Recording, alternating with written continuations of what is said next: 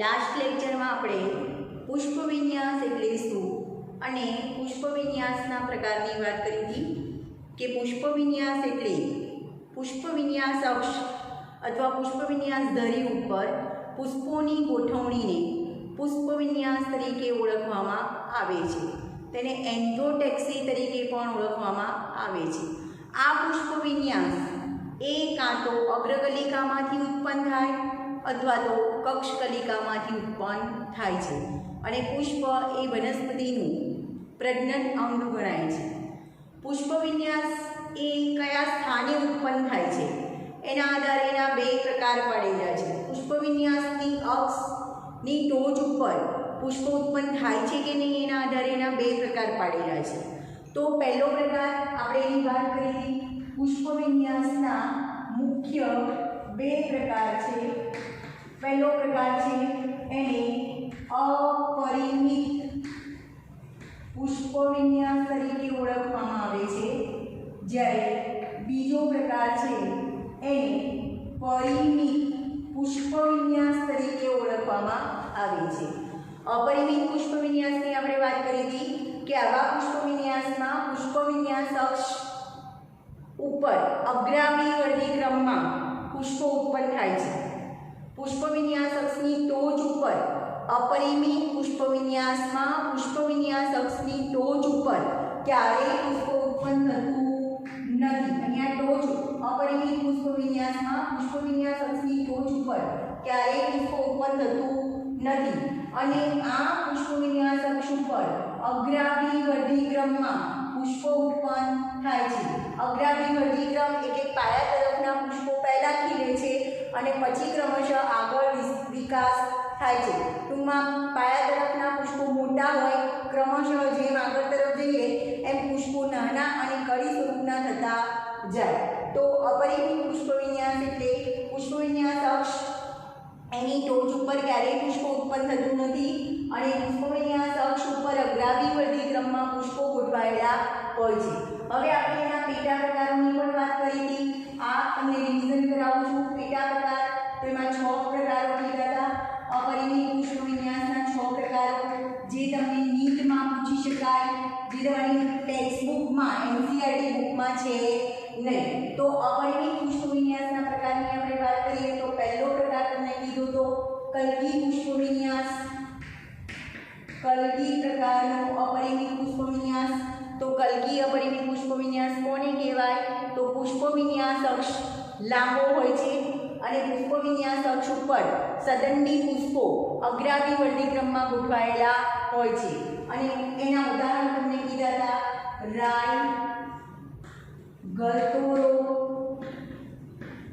અને ગરમાળો નામની વનસ્પતિમાં આ પ્રકારનો પુષ્પવિન્યાસ જોવા મળે છે.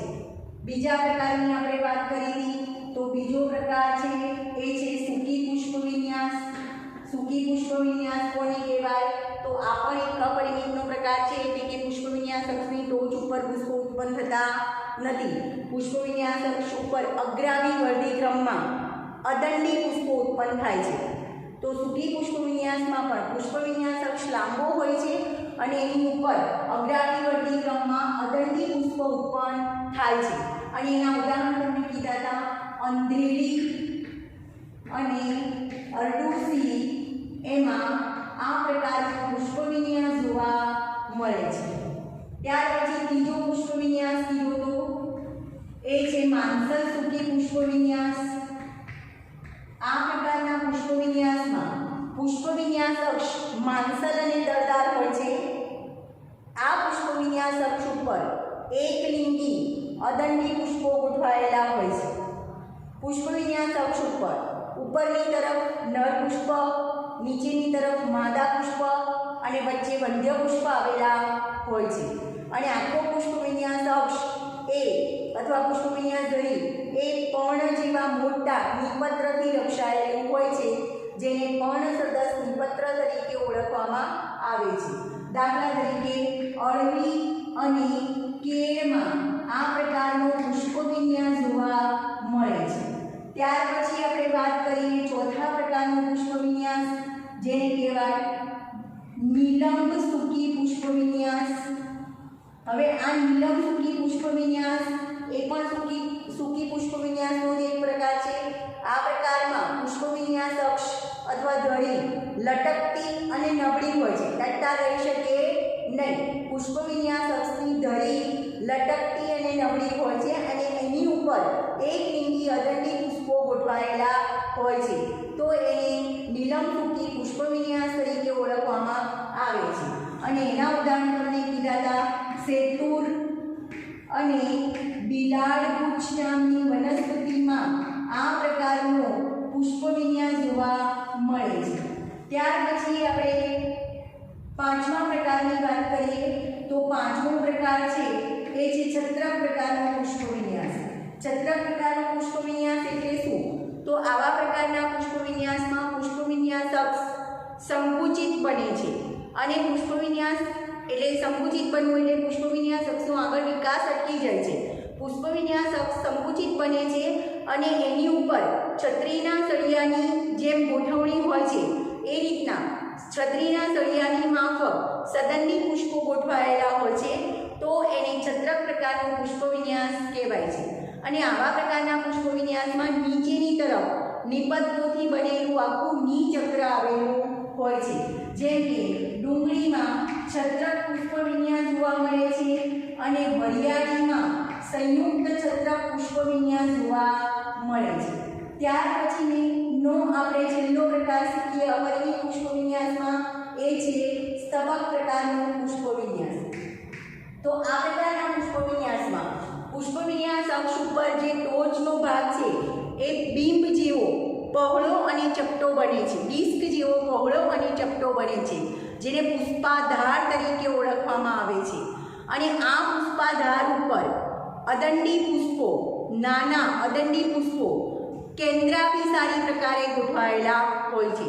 કેન્દ્રાભિસારી પ્રકારે એટલે બહારની તરફના પુષ્પો પહેલાં ગોઠવાય ઉત્પન્ન થયેલા હોય, અંદર જેમ જેમ અંદર તરફ જઈએ એમ એમ પુષ્પો નાના હોય છે.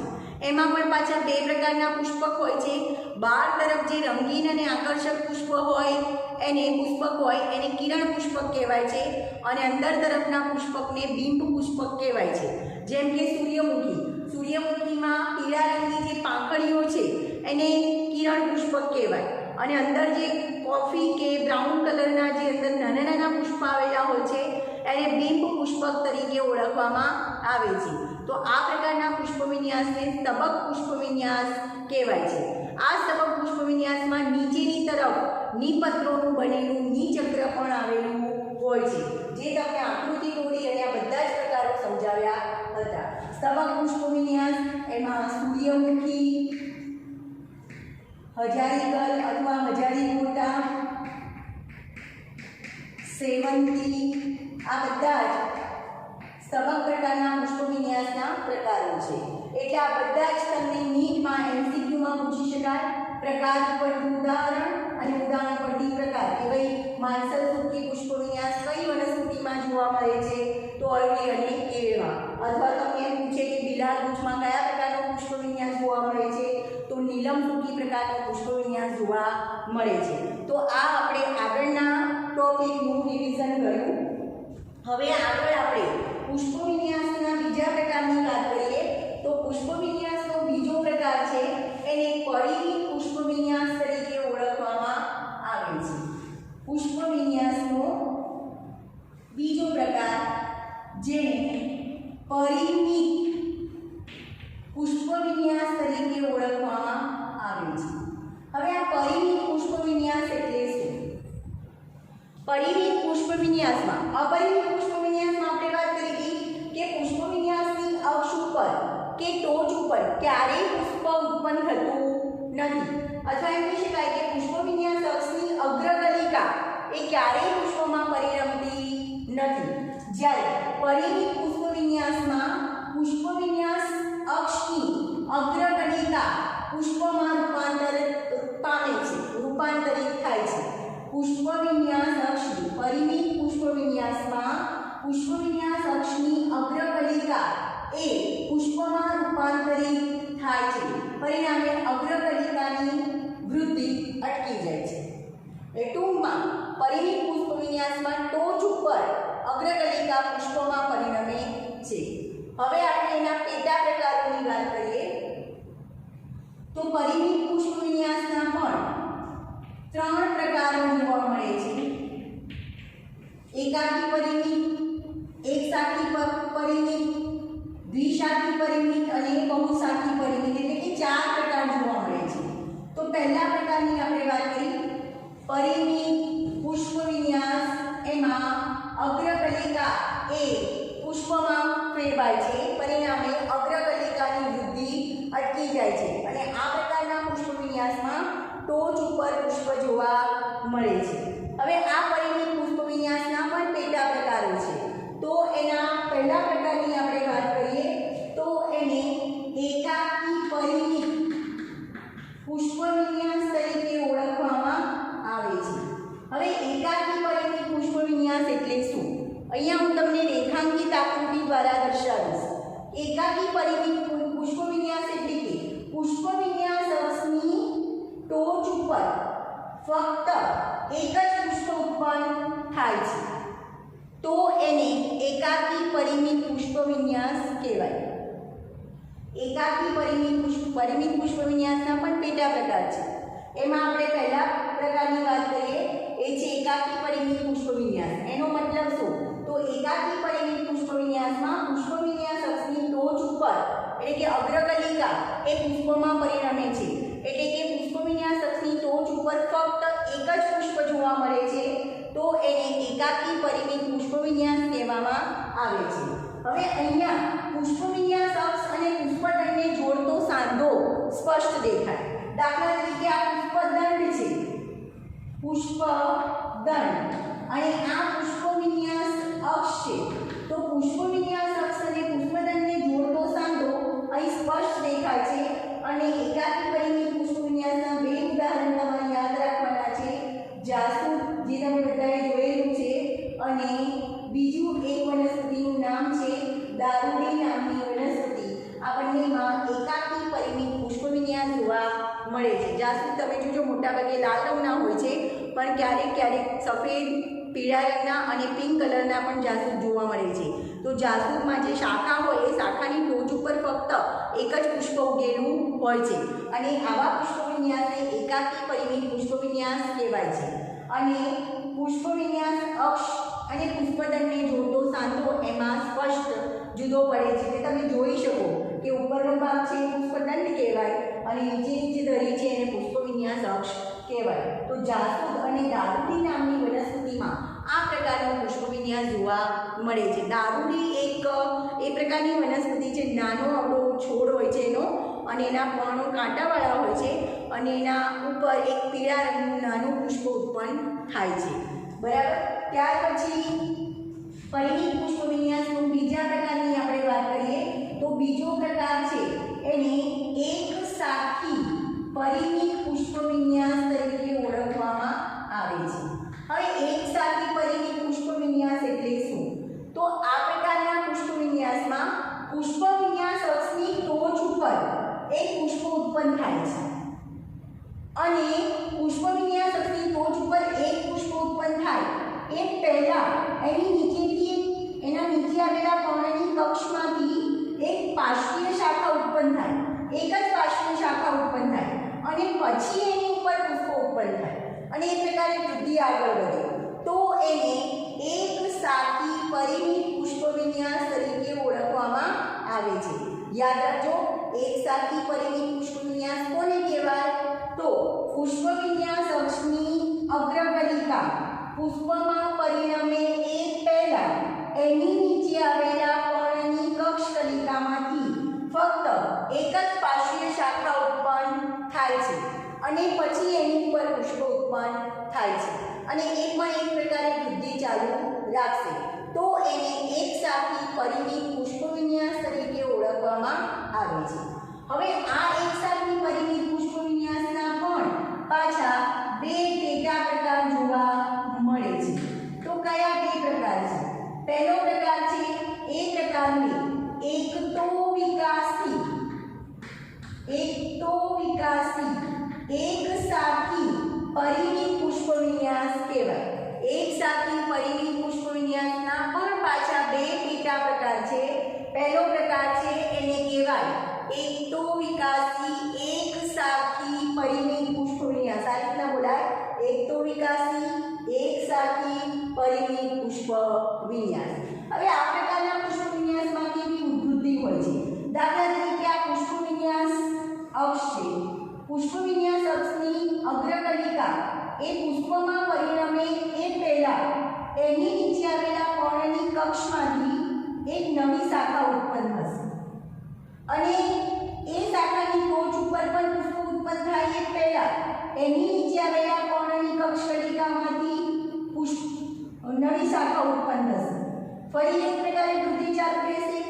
આ શાખાની ટોચ ઉપર એક પુષ્પ ઉત્પન્ન થાય એ પહેલા એની નીચે આવેલા પર્ણની કક્ષકલિકામાંથી નવી પાછી એક શાખા ઉત્પન્ન થશે. તો આવી રીતે ઉત્પન્ન થતી નવી શાખા કોઈ એક જ બાજુ સર્જાય, કાં તો ડાબી બાજુ કાં તો જમણી બાજુ. તો આ પ્રકારના પુષ્પવિન્યાસને એકતો વિકાસી એકસાથી પરિમિત પુષ્પવિન્યાસ તરીકે ઓળખવામાં આવે છે.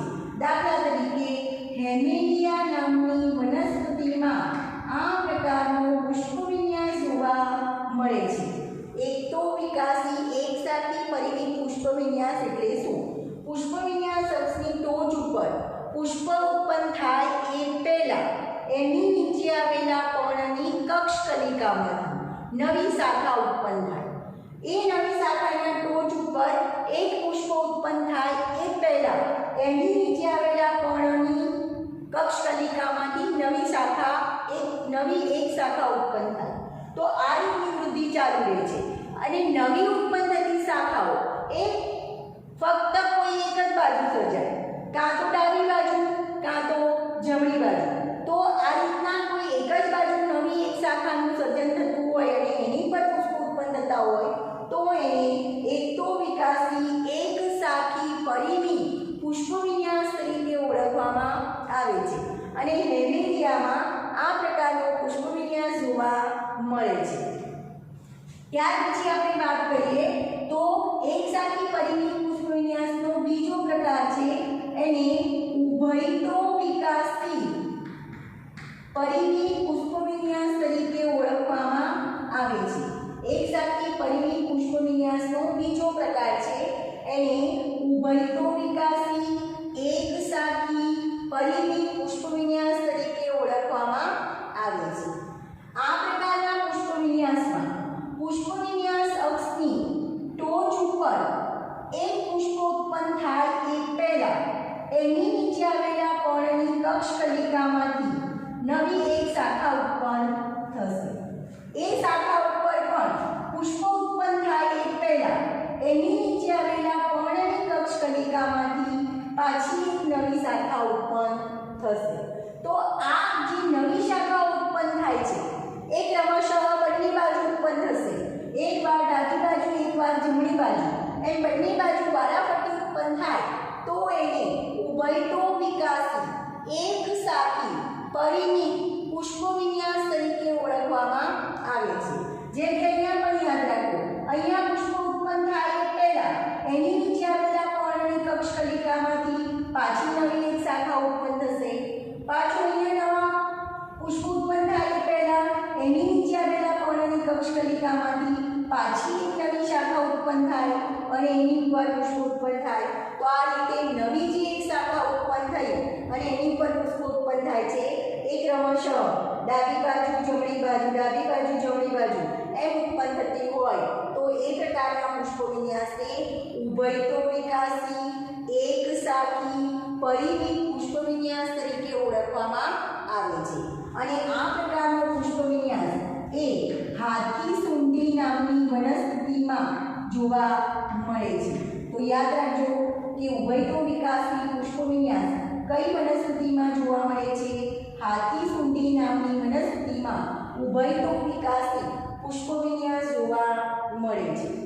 હવે ત્યાર પછી ત્રીજો પ્રકાર એની વાત કરીએ તો ત્રીજો પ્રકાર છે દ્વિશાખી પરિમિત પુષ્પવિન્યાસ. તો દ્વિશાખી પરિમિત પુષ્પવિન્યાસ કોને કહેવાય? આ પ્રકારના પુષ્પવિન્યાસ પુષ્પવિન્યાસ અક્ષની ટોચ ઉપર પુષ્પ ઉત્પન્ન થયા બાદ, અહીંયા આપણે કહીએ છીએ પુષ્પ ઉત્પન્ન થયા પહેલા એની નીચેથી એક પાર્શ્વીય શાખા ઉત્પન્ન થાય, પણ અહીંયા એવું છે દ્વિશાખી પરિણીત પુષ્પવિન્યાસમાં પુષ્પવિન્યાસ અક્ષની ટોચ ઉપર એક પુષ્પ ઉત્પન્ન થયા બાદ એની નીચે આવેલા પર્ણની કક્ષકલિકામાંથી બે નવી પાર્શ્વીય શાખા ઉત્પન્ન થશે. હવે એમાં પણ એ જ પ્રકારની વૃદ્ધિ ચાલુ રહેશે. જેમ કે આ જે શાખા છે હવે એ પ્રકારે વૃદ્ધિ કરશે. આ શાખામાં પણ અહીંયા પુષ્પ ઉત્પન્ન થયા બાદ ટોચ ઉપર પુષ્પ ઉત્પન્ન થયા બાદ એની નીચે આવેલા પર્ણની કક્ષકલિકામાંથી બે નવી શાખા ઉત્પન્ન થાય અને પછી એમાં પુષ્પ ઉત્પન્ન થાય. તો આ પ્રકારનો જે પુષ્પવિન્યાસ છે એને દ્વિશાખી પરિણીત પુષ્પવિન્યાસ તરીકે ઓળખવામાં આવે છે. ફરી અહીંયા નવી શાખા ઉત્પન્ન થઈ છે તો એની ઉપર પુષ્પ ઉત્પન્ન થયા બાદ એની નીચે આવેલા પર્ણની કક્ષકલિકામાંથી બે નવી શાખા ઉત્પન્ન થશે અને પછી એની પર પુષ્પ ઉત્પન્ન થશે. તો આ પ્રકારના પુષ્પવિન્યાસને દ્વિશાખી પરિણીત પુષ્પવિન્યાસ તરીકે ઓળખવામાં આવે છે. દાખલા તરીકે જુઈ અને પારિજાતક નામની વનસ્પતિમાં આ પ્રકારનો પુષ્પવિન્યાસ જોવા મળે છે. તમે જો ખ્યાલ હોય તો જુઈ એના વાયુ પુષ્પ હોય છે અને એની સ્મેલ સારી હોય છે. એ જ રીતે પારિજાતક એ નાના નાના પુષ્પો છે જે લગભગ નવરાત્રિ ટાઈમની સિઝનમાં ઉગતા હોય છે અને એ સફેદ રંગના નાના પુષ્પો હોય છે અને નીચે કેસરી કલરની દાંડી હોય છે જે રાત્રે ઉગે છે અને સવારે ખરી પડે છે. તો એ પારિજાતક અને જુઈ બંનેમાં દ્વિશાખી પરિણીત પ્રકારનો પુષ્પવિન્યાસ જોવા મળે છે. હવે આપણે ચોથો પ્રકાર કહીએ પરિણીત પુષ્પવિન્યાસનો, તો ચોથો પ્રકાર છે બહુશાખી પરિણીત પુષ્પવિન્યાસ. આ પ્રકારના પુષ્પવિન્યાસમાં પણ દ્વિશાખીની જેમ જ કે પુષ્પવિન્યાસ અક્ષની ટોચ ઉપર પુષ્પ ઉત્પન્ન થયા બાદ એની નીચે આવેલા પર્ણોની કક્ષકલિકામાંથી બે કરતાં વધારે નવી શાખાઓ સર્જાય અને એમાં પણ એ જ રીતે વૃદ્ધિ ચાલુ રહે. જેમ કે આ નવી શાખા સર્જાય છે તો એ શાખામાં પુષ્પ ઉત્પન્ન થયા બાદ એની નીચે આવેલા પર્ણોની કક્ષકલિકામાંથી બે કરતાં વધુ નવી શાખા ઉત્પન્ન થઈ અને એની પર પુષ્પો ઉત્પન્ન થાય. તો એને બહુશાખી પરિણીત પુષ્પવિન્યાસ તરીકે ઓળખવામાં આવે છે. આમાં પણ એ જ રીતે અહીંયા પુષ્પવિન્યાસ અક્ષની ટોચ ઉપર પુષ્પ ઉત્પન્ન થયા બાદ એની નીચે આવેલા પર્ણોની કક્ષકલિકામાંથી વધારે નવી શાખાઓ ઉત્પન્ન થઈ અને એમાંથી પુષ્પો ઉત્પન્ન થાય છે. જેમ કે આ શાખાની આપણે વાત કરી બે કરતાં વધારે શાખા. હવે આ શાખાની વાત કરીએ તો આ શાખા પર પુષ્પો ઉત્પન્ન થાય એ પછી એની નીચે આવેલા પર્ણની કક્ષકલિકામાંથી બે કરતાં વધારે નવી શાખા ઉત્પન્ન થઈ અને એમાંથી પુષ્પો ઉત્પન્ન થશે. તો એને બહુશાખી પરિણીત પુષ્પવિન્યાસ કહેવાય. ટૂંકમાં બહુશાખી પરિણીત પુષ્પવિન્યાસ એટલે કે પુષ્પવિન્યાસ અક્ષની ટોચ ઉપર પુષ્પ ઉત્પન્ન થયા બાદ એની નીચે આવેલા પર્ણોની કક્ષકલિકામાંથી બે કરતાં વધારે નવી શાખા ઉત્પન્ન થશે અને પછી એ પુષ્પોનું નિર્માણ કરશે. તો એને બહુશાખી પરિણીત પુષ્પવિન્યાસ કહેવાય. દાખલા તરીકે લાલ કરેણ તમે બધાએ જોયેલું છે. લાલ કરેણ અને આંકડો જે આપણે હનુમાન દાદાને એના પુષ્પ ચડાવીએ છીએ એમાં આ પ્રકારનો પુષ્પવિન્યાસ જોવા મળે છે. લાલ કરેણ અને આંકડા આ બંનેમાં બહુશાખી પરિણીત પુષ્પવિન્યાસ જોવા મળે છે. તો આગળ અપરિણીતના પેટા પ્રકારો સમજાવ્યા હતા. ફરી આપણે પરિણીત પુષ્પવિન્યાસની વાત કરીએ તો પરિણીત પુષ્પવિન્યાસ કોને કહેવાય? આવા પ્રકારના પુષ્પવિન્યાસમાં પુષ્પવિન્યાસ અક્ષની ટોચ એટલે કે અગ્રકલિકા પુષ્પમાં પરિણમે છે. પરિણામે ટોચ ઉપર એક જ પુષ્પ જોવા મળે છે. આવા પરિણીત પુષ્પવિન્યાસના ચાર પેટા પ્રકારો છે. એમાં પહેલા પ્રકારની વાત કરીએ એકાકી પરિણીત પુષ્પવિન્યાસ એટલે શું? તો આ પ્રકારના પુષ્પવિન્યાસમાં પુષ્પવિન્યાસ અક્ષની ટોચ ઉપર ફક્ત એક જ પુષ્પ ઉત્પન્ન થાય છે, માટે એને એકાકી પરિમિત પુષ્પવિન્યાસ તરીકે ઓળખવામાં આવે છે. આ પ્રકારના પુષ્પવિન્યાસમાં પુષ્પદંડ અને પુષ્પવિન્યાસ અક્ષને જોડતી જે ધરી છે, પુષ્પદંડ અને પુષ્પવિન્યાસ અક્ષને જોડતી ધરીમાં સાંધો સ્પષ્ટ દેખાય છે. એટલે અહીંયાથી સાંધા ઉપરથી ખ્યાલ આપી શકાય કે ઉપર પુષ્પદંડ છે અને નીચે પુષ્પવિન્યાસ અક્ષ છે. તો જાસૂદ અને દારૂડીમાં એકાકી પરિમિત પુષ્પવિન્યાસ જોવા મળે છે. તમને નીટમાં ક્વેશ્ચન પૂછી શકાય કે નીચે પૈકી કઈ વનસ્પતિમાં એકાકી પરિમિત પુષ્પવિન્યાસ જોવા મળે છે? તો જાસૂદ અને દારૂડી નામની વનસ્પતિમાં એકાકી પરિમિત પુષ્પવિન્યાસ જોવા મળે છે. અથવા ઉદાહરણ પરથી પ્રકાર પૂછી શકાય કે દારૂડીમાં કયા પ્રકારનો પુષ્પવિન્યાસ જોવા મળે છે? તો એકાકી પરિમિત પુષ્પવિન્યાસ જોવા મળે છે. ત્યાર પછી આપણે બીજા પ્રકારની વાત કરીએ, એક શાખી પરિમિત પુષ્પવિન્યાસ. આ પ્રકારના પુષ્પવિન્યાસના કોને કહેવાય? તો પુષ્પવિન્યાસ અક્ષ ઉપર પુષ્પ ઉત્પન્ન થાય એ પહેલા એની નીચે આવેલા પર્ણની કક્ષકલિકામાં ફક્ત એક જ નવી પાર્શ્વીય શાખા સર્જાય તો એને એક શાખી પરિમિત પુષ્પવિન્યાસ કહેવાય. આવા પુષ્પવિન્યાસના પણ પાછા બે પેટા પ્રકાર છે. પહેલો પ્રકાર છે એકતો વિકાસી એક શાખી પરિમિત પુષ્પવિન્યાસ. આ પ્રકારના પુષ્પવિન્યાસમાં પુષ્પવિન્યાસ અક્ષની ટોચ ઉપર પુષ્પ ઉત્પન્ન થાય એ પહેલા એની નીચે આવેલા પર્ણની કક્ષકલિકામાંથી એક નવી શાખા ઉત્પન્ન થશે. હવે એ શાખામાં પણ એમ જ વૃદ્ધિ થશે કે એની ટોચ ઉપર પુષ્પ ઉત્પન્ન થાય એ પહેલા એની નીચે આવેલા પર્ણની કક્ષકલિકામાંથી નવી શાખા ઉત્પન્ન થશે. તો આ રીતે ઉત્પન્ન થતી નવી એક શાખા એ ફક્ત એક જ બાજુ સર્જાય, કાં તો ડાબી બાજુ કાં તો જમણી બાજુ. તો એને એકતો વિકાસી એક શાખી પરિમિત પુષ્પવિન્યાસ તરીકે ઓળખવામાં આવે છે. દાખલા તરીકે હેમેલિયા. ત્યાર પછી બીજો પ્રકાર કહીએ તો ઉભયતો વિકાસ એક શાખી પરિમિત પુષ્પવિન્યાસ. તો આ પ્રકારના પુષ્પવિન્યાસમાં પુષ્પવિન્યાસ અક્ષની ટોચ ઉપર પુષ્પ ઉત્પન્ન થાય એ પહેલા એની નીચે આવેલા પર્ણની કક્ષકલિકામાંથી એક શાખા ઉત્પન્ન થશે. ફરી એ શાખા પર પુષ્પ ઉત્પન્ન થાય એ પહેલા એની નીચે આવેલા પર્ણની કક્ષકલિકામાંથી નવી શાખા ઉત્પન્ન થશે અને આ રીતના વૃદ્ધિ ચાલુ રહેશે.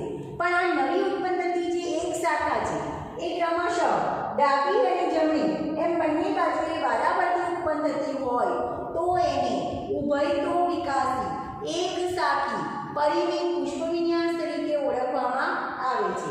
દાખલા તરીકે હાથીસુંડીમાં આ પ્રકારનો પુષ્પવિન્યાસ જોવા મળે છે. ત્યાર પછી પરિમિત પુષ્પવિન્યાસનો આપણે ત્રીજો પ્રકાર જોઈએ, દ્વિશાખી પરિમિત પુષ્પવિન્યાસ. આ પ્રકારના પુષ્પવિન્યાસમાં પુષ્પવિન્યાસ અક્ષની ટોચ ઉપર પુષ્પ ઉત્પન્ન થયા બાદ એની નીચે આવેલા પર્ણોની કક્ષકલિકામાંથી બે નવી શાખા ઉત્પન્ન થાય છે અને એમાં પણ એ જ રીતે વૃદ્ધિ થાય છે. જેમ કે અહીંયા પણ પુષ્પ ઉત્પન્ન થયા બાદ એની નીચે આવેલા પર્ણોની કક્ષકલિકામાંથી બે નવી શાખા ઉત્પન્ન થશે અને એ પ્રકારે વૃદ્ધિ થશે તો એને દ્વિશાખી પરિમિત પુષ્પવિન્યાસ તરીકે ઓળખવામાં આવે છે. દાખલા તરીકે જુઈ અને પારિજાતકમાં આ પ્રકારનો પુષ્પવિન્યાસ જોવા મળે છે. ત્યાર પછી પરિમિત પુષ્પવિન્યાસનો ચોથો પ્રકાર એની વાત કરીએ તો એ છે બહુશાખી પરિમિત પુષ્પવિન્યાસ. આ પ્રકારના પુષ્પવિન્યાસમાં પુષ્પવિન્યાસ અક્ષની ટોચ ઉપર પુષ્પ ઉત્પન્ન થયા બાદ એની નીચે આવેલા પર્ણોની કક્ષકલિકામાંથી બે કરતાં વધારે નવી શાખા ઉત્પન્ન થાય છે અને એ પણ આગળની જેમ જ વૃદ્ધિ કરશે કે અહીંયા પણ પુષ્પ ઉત્પન્ન થયા બાદ એની નીચે આવેલા પર્ણોની કક્ષકલિકામાંથી બે કરતાં વધારે નવી શાખા ઉત્પન્ન થઈ અને એની પર પુષ્પો ઉત્પન્ન થશે તો એને બહુશાખી પરિમિત પુષ્પવિન્યાસ કહેવાય. દાખલા તરીકે લાલ કરેણ અને આંકડામાં આ પ્રકારનો પુષ્પવિન્યાસ જોવા મળે છે. તો આપણે વાત કરી પુષ્પવિન્યાસ એટલે શું, પુષ્પવિન્યાસના બે પ્રકાર અપરિમિત અને પરિમિત અને એના પણ પેટા પ્રકારોની વાત કરી. તો આ ક્વેશ્ચન તમને નીટ માટે ખૂબ જ અગત્યનું છે. પ્રકાર પરથી ઉદાહરણ અને ઉદાહરણ પરથી પ્રકાર આ રીતના તમને નીટમાં MCQ પૂછી શકાય.